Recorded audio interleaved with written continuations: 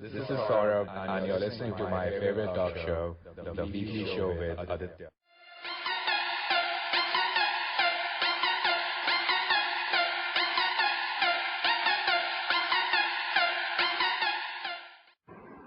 It was pretty late when I finished the perusal of my Earl Stanley Gardner, and later when I woke up from the light doze into which I had fallen on closing the volume.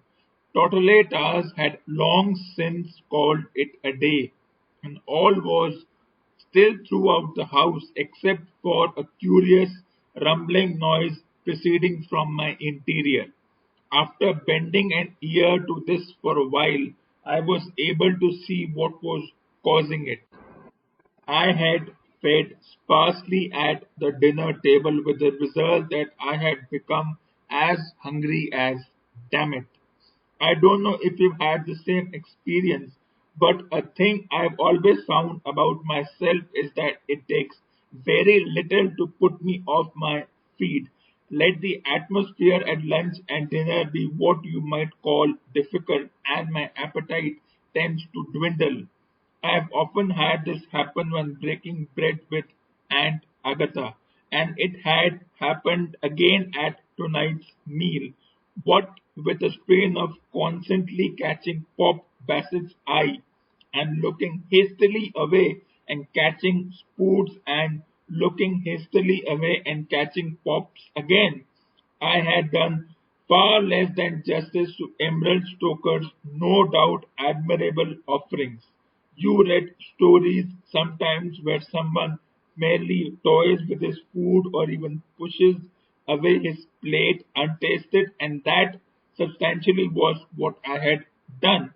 So now this strange hollow feeling as if some hidden hand had scooped out my inside with a tablespoon. This imperative demand for sustenance had probably been coming on during my Earl Stanley garnering, but I had been so intent on trying to keep tabs on the murder gun and the substitute gun and the gun which Perry Mason had buried in the shrubbery that I hadn't noticed it. Only now had the pangs of hunger really started to throw their weight about, and more clearly as they did, so there rose before my eyes the vision of that steak and kidney pie which was lurking in the kitchen, and it was as if though I could hear a soft voice calling to me, "Come and get it." Or how often you find that out of evil cometh good, as the expression is. Here is a case in point. I had always thought of my previous visit to Totale Towers as a total loss. I now saw that I had been wrong. It had been an ordeal, testing the nervous system to the utmost, but there was one thing about it to be placed on the credit side of the ledger. I allude to the fact that it had taught me the way to the kitchen. The route lay down the stairs, through the hall, into the dining room, and through the door at the end of the last named. Beyond the door, I presumed that there was some sort of passage or corridor, and then you were in the steak and kidney pie zone. A simple journey not to be compared for complexity with some I had taken at night in my time. With the Woosters, to think is to act, and scarcely more than 2 minutes later I was on my way. It was dark on the stairs and just as dark, if not darker, in the hall.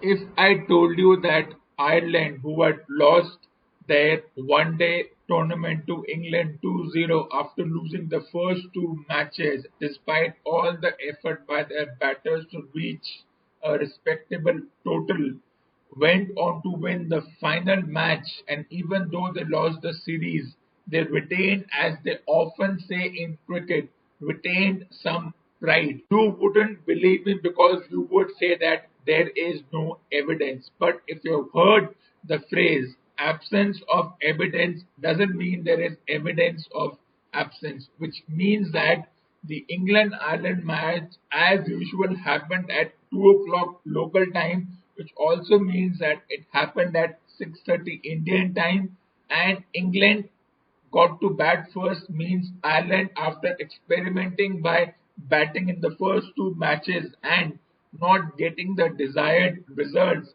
decided to finally bowl first, and they started well when they got the failing Jason Roy early. Remember, Jason Roy was one of the architects of England's World Cup wins, means he had played a role in the winnings of the England team in the World Cup, but that happened over 380 days ago. Now the time is to concentrate on the current times. So Jason Roy couldn't get off the blocks. He couldn't score much. Then England also lost Johnny Bairstow and another player before it was left to the England-Irish combination of Eoin Morgan. Remember, this guy, Eoin Morgan, is an Irish-born player who played for Ireland but shifted his team loyalties to England and now is the England captain. Would this happen with any other country? Imagine tomorrow Rashid Khan, the player from Afghanistan, and the free trade agreement between India and Afghanistan that a player from your country can play with us. It would be possible, but a few fringe organizations would cry foul. But imagine if tomorrow a Rashid Khan plays his first 100 matches for Afghanistan and plays his last 200 matches for India. Well, could it happen?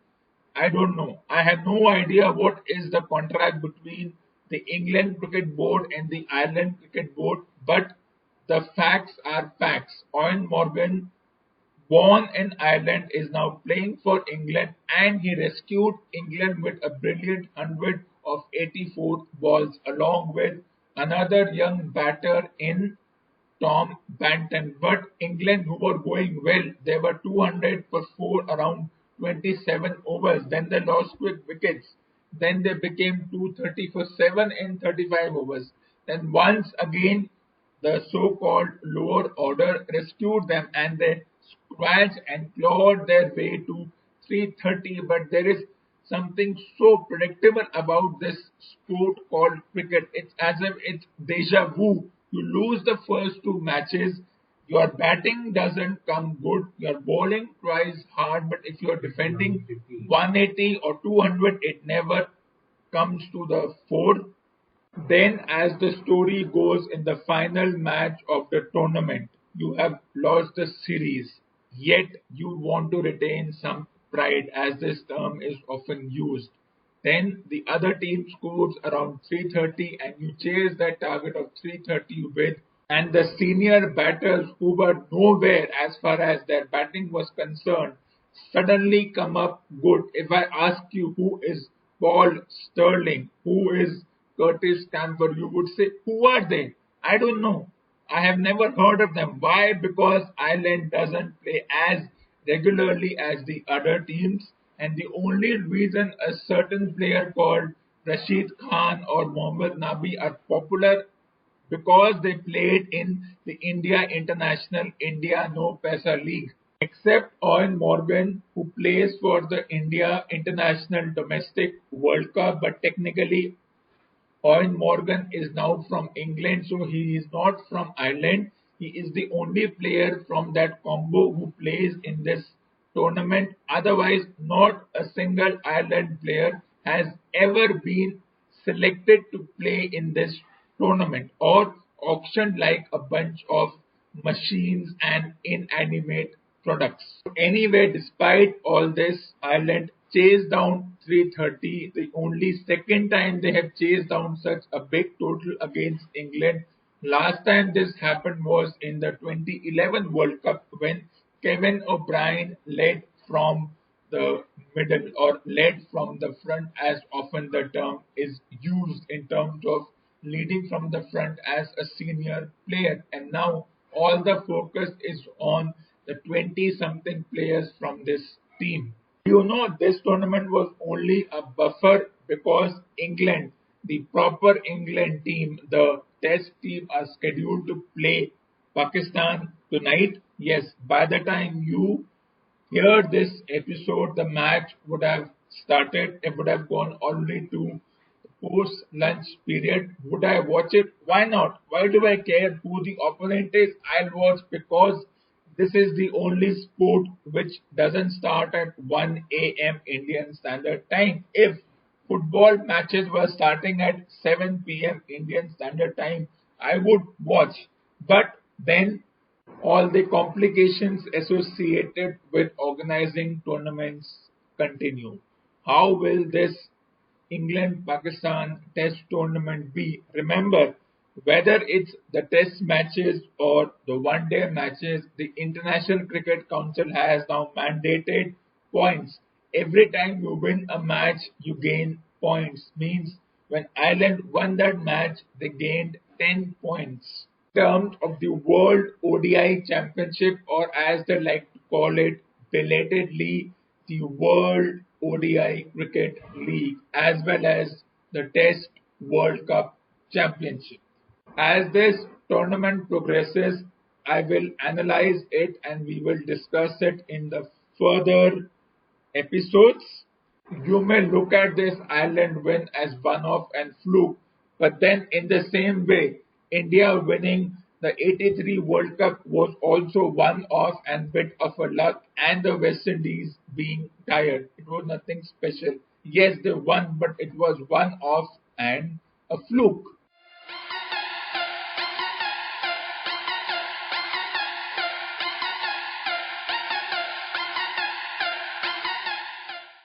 Will Randy Orton be able to dethrone Drew McIntyre, who has been successfully defending his World Championship against good opponents, that is the likes of Dolph Ziggler, Seth Rollins and Bobby Lashley? So far, despite the odds against him, he has successfully defended the WWE World Championship successfully, but now he faces a cerebral in Randy Orton. Remember, Randy Orton, who has been a part of this business for the past 2 decades, since 2000, and has had all kinds of ups and downs, which we shall not go into detail as of now. Orton is looking for his 14th World Championship, which means it will put him at number 2 in terms of most World Championships. Remember, the most number of wins for World Championships is jointly held by John Cena and Ric Flair at 16 championships each. It's going to be the Claymore Kick versus the RKO. Which of these finishing maneuvers comes first? Which of these two finishing maneuvers is exercised smartly and comes out of nowhere? And this matchup will be at the SummerSlam event. Remember, according to the WWE, the SummerSlam event is the biggest event after WrestleMania, though it doesn't get that kind of traction like WrestleMania, but it's in the middle. It's 4 months exactly after this. Two 6-foot wrestlers, adept in their own wrestling maneuvers, have their own bringing up as far as their wrestling careers are concerned, have had their ups and downs, and till this match happens, the verbal confrontation between them will continue, which means that the WWE management is avoiding having a face-to-face confrontation, which means that they will have to wait. Everybody will have to wait till these two individuals face off at this event, means to avoid any injury and any controversy. They are keeping the pre-match promotion till the verbal level. And as of now, for me, it's at an equal stage. When I say that a certain individual is winning the verbal war, for now it's equal. Who wins, I don't know. There are a few more championship matches which are scheduled for this particular SummerSlam event, but I will restrict my analysis to only the WWE Championship for now, and we will discuss more of the championships later on. Remember when McIntyre was rehired into this industry, he was that muscle, that kind of guy who would intimidate his opponents, and for 2 years he kept on doing that. But there was a tremendous attitudinal change in him. Once he won the world championship, he could understand what he was and what he is now. And therefore, despite all the gimmicks and all the scripted part, what I feel is that when he talks about other legends which he wants to be a part of, specifically the Hall of Fame and what all players have been part of winning the WWE Championship as well as the Universal Championship, which is relatively younger compared to this particular championship. I can't exactly describe the change, but you will have to just imagine it as to what kind of attitudinal change has been brought upon a certain individual who wins it, and how Randy Orton wants a shot at the title because he's waited 3 years, and the risks associated with carrying this WWE pay-per-views forward because of the looming issue of the pandemic and all the circus surrounding it. As I asked in the previous episodes when I discussed the outgoing pay-per-views, that will Bobby Lashley wrestle the championship from him? Lashley couldn't do it twice. Dolph Ziggler tried every play in the book. He couldn't get through McIntyre and wrestle the championship back. Seth Rollins also looking for a shot at the title. Despite all his efforts, couldn't do it. Will Randy Orton break the jinx? Will he be the first individual, the first opponent in this year of these multiple pay-per-views? Will he able to wrestle back?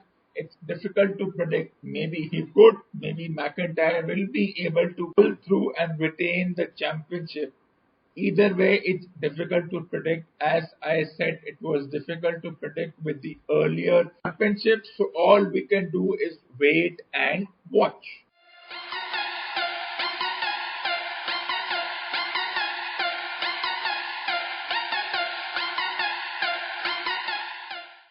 The other so-called big event, well, of course, which is happening, which has restarted after getting all the nods from the various departments, that is the federal government, the home department and other such bureaucratic loopholes. The Indian Paisa, right now no Paisa League, or the Indian International Domestic World Cup is finally on its feet.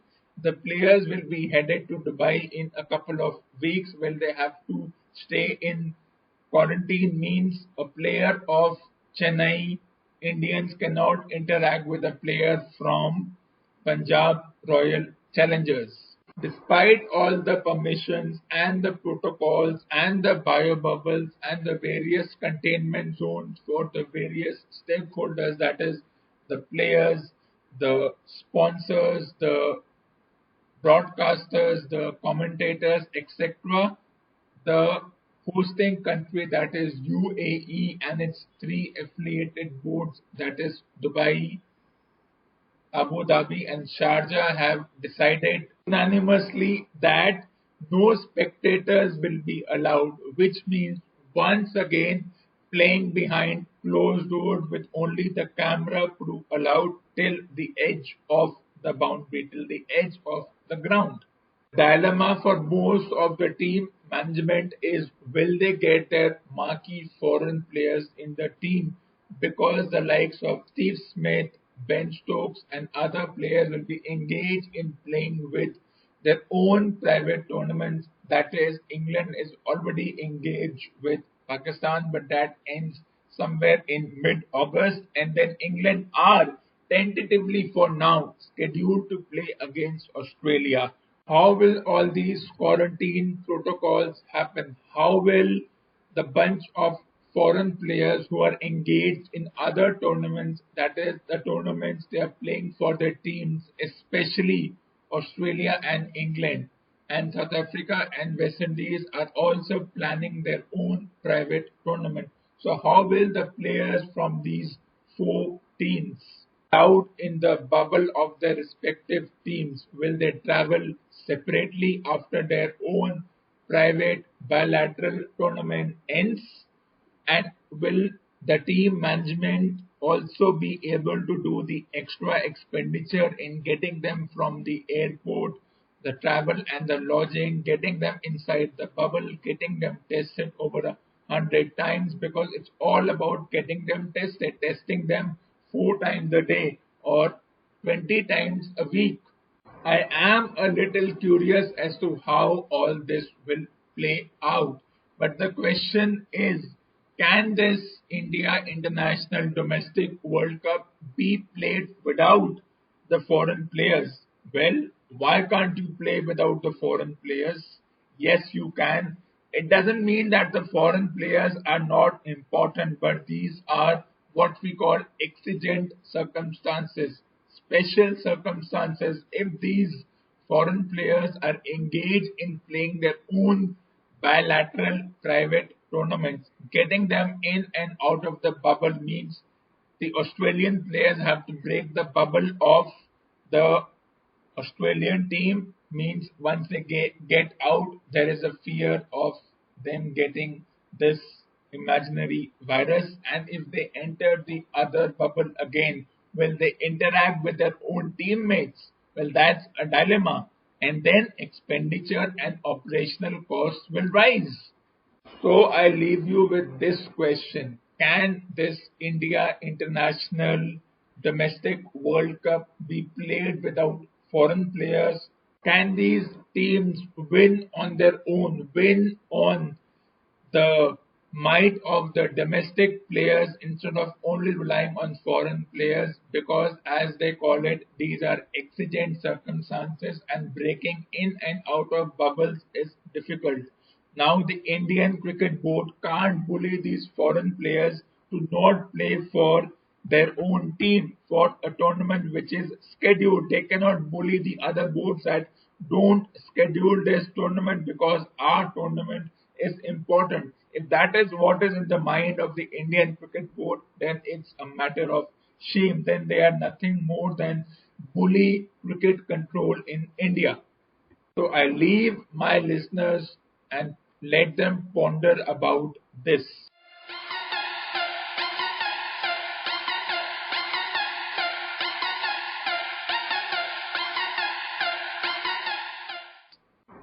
Okay, table पे रखो plate, अरे don't worry about your weight, life में डालो spice, खा लो chicken fried rice.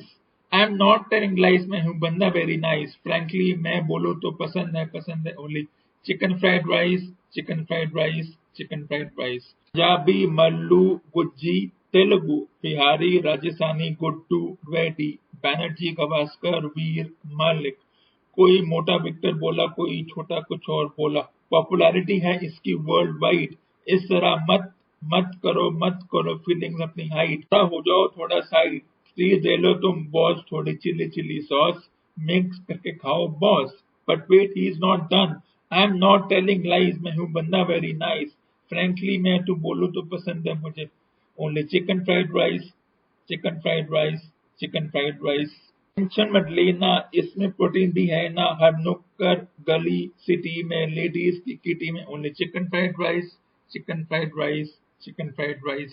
Food अगर खराब है, प्रॉपर या नवाब है, पब्लिक प्राइवेट आईटी में 10 to 5 जॉब में, कार हो या टैक्सी में, टी शर्ट पहनो या मैक्सी, मॉडलिंग करते करते baby you are looking sexy, hard work please, हर काम में नाम में, आम में, दाम में, शाम में, जाम में, जाएंगे for our outfit, Chinatown. Take a left and then Dancy. Hari Om, very, very, very none. I'm not telling lies, मैं हूँ बंदा very nice. Frankly, मैं बोलूँ जो पसंद है only chicken fried rice, chicken fried rice, chicken fried rice. Tension मत लेना, इसमें प्रोटीन भी है ना, हर नुक्कड़ गली सिटी में लेडीज की किटी में, सन में, रेन में, ट्रेन रिक्शा प्लेन में, कैजुअल में, सूट में, चंपल सैंडल बूट में, 5 स्टार के पूल में, म्यूनसिपैलिटी के स्कूल में, पॉपुलैरिटी है इसकी वर्ल्ड वाइड. इस तरह मत करो फीलिंग अपनी हाइट, जरा हो जाओ थोड़ा साइड, प्लीज ले लो तुम बॉस थोड़े चिली चिली सॉस मिक्स करके खाओ बॉस. नॉट टेलिंग लाइज, मैं हूँ बंदा वेरी नाइस. फ्रेंकली मैं बोलूँ तो पसंद है मुझे only chicken fried rice, chicken fried rice, chicken fried rice. Tension मत लेना, इसमें प्रोटीन भी है ना, हर नुक्कड़ गली सिटी में लेडीज की किटी में, chicken fried rice, chicken fried rice, chicken fried rice.